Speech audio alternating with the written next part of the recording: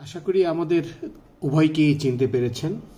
আমি শেখ এমদাদ। আমার পাশে যিনি আছেন তিনি বর্তমানে জাপানের প্রধানমন্ত্রী, মাননীয় প্রধানমন্ত্রী ফুমিও কিশিদা।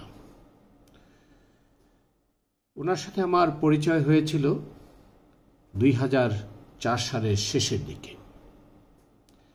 প্রথম পরিচয়ে বুঝতে পেরেছিলাম তিনি কোন এক সময় জাপানের নেতৃত্ব দিবেন। তিনি একজন ভালো পলিটিশিয়ান, তার অল্প কথাতেই অবাক হয়েছিলাম। যখন তিনি বঙ্গবন্ধুর কথা উচ্চারণ করেছিলেন, যখন তিনি আমাদের মাননীয় প্রধানমন্ত্রী জননেত্রী শেখ হাসিনার উপর 2004 সালের 21শে অগাস্টে যে গ্রেনেড হামলা সংঘটিত হয়েছিল, সেই হামলা সম্পর্কে তার কাছে যথেষ্ট তথ্য ছিল। তিনি নেতাজি সুভাষচন্দ্র বোসের একজন সমর্থক। তিনি বাঙালি জাতির কৃষ্টি, কালচার এবং বাংলার ইতিহাসকে যথেষ্ট সম্মান করেন। তিনি আমাদের 52 ভাষা আন্দোলন সম্পর্কে জানেন। তিনি বঙ্গবন্ধুর কঠোর সংগ্রামের কথা জানেন। তিনি 1975 সালের 15ই আগস্ট ঘটে যাওয়া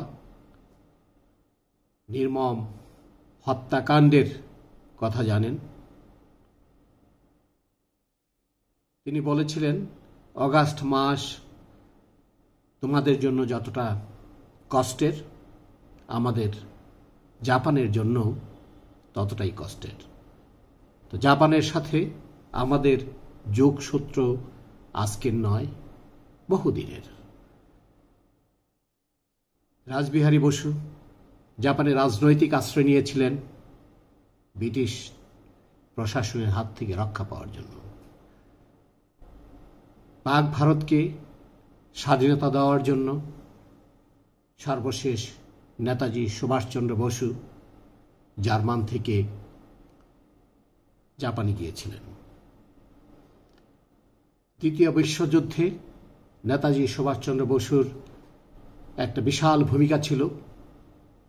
জাপানিজদের কাছ থেকে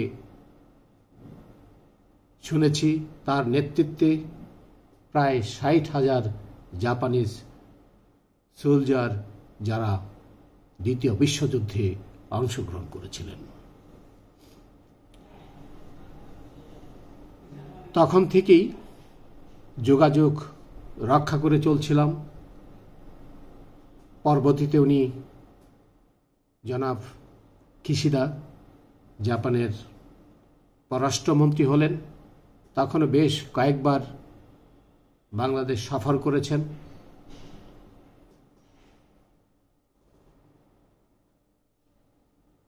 এইবার দীর্ঘদিন যাবতই প্রায় 2 বছর আগে থেকে তিনি চেষ্টা চালিয়ে যাচ্ছিলেন জাপানের প্রধানমন্ত্রী হিসেবে নির্বাচন করার জন্য, প্রতিদ্বন্দ্বিতা করার জন্য, এবং শেষমেশ সফল হয়েছেন। অভিনন্দন এবং শুভকামনা করছি আমাদের দুদেশের সম্পর্কের এবং দুদেশের প্রধানমন্ত্রীর।